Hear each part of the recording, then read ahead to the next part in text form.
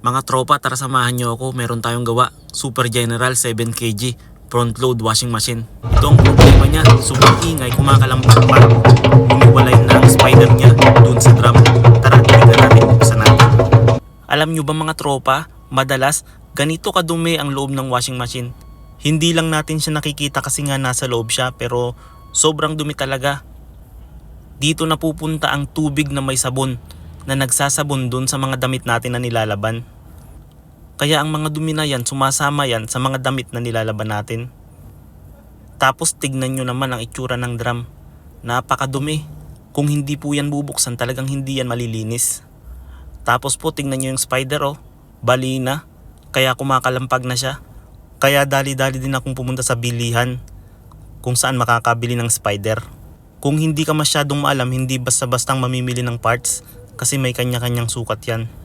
Minsan nga may dala ka ng sample na mamali pa. Ito pong paghahanap ng parts, kasama din po yan sa binabayaran nyo po sa akin. Kasi po gumagamit din po ako ng gasolina, ng sasakyan ko. Kaya po medyo mahal po talaga ang singil dyan. Kung kayo din po kasi yung bibili niyan, maabala din po kayo. Mamamasahe din po kayo. At hindi nyo pa po alam kung saan makakabili. Pagkatapos kong bumili, bumalik na agad ako dito sa pinagagawaan ko para maglinis.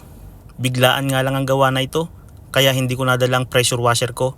Pero hindi bale, kasi ibabrush ko yan ng mano-mano. Talagang mawawala lahat yan. Lilinisin ko yan hanggang sa kumintab. Tulad nga ng sabi ko sa inyo, ayan, lilinisin ko siya hanggang sa kumintab. Pwede ka nang manalamin dyan sa sobrang kintab at linis. Ito po ang pinagkaiba natin sa ibang manggagawa.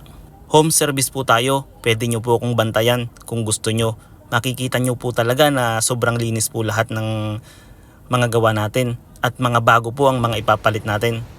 Tulad po niyang bagong spider na yan. 2 taon na po ang aabutin ulit niyan o higit pa. At ganyan pong kalinis na drum. Kasama na po ang deep cleaning sa service ko na yan kasi po nagpalit po ako ng spider at ng bearing. Sa ibang gumagawa po, kukunin nila ang washing machine at iuwi.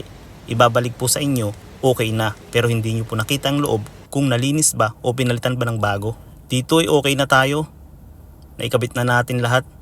Okay na siya, wala na siyang alog. Nagpaalam na din ako kay customer na bukas ko na lang tatapusin kasi may lakad pa kami ng anak ko. May practice pa siya. Kaya hanggang dito na lang muna.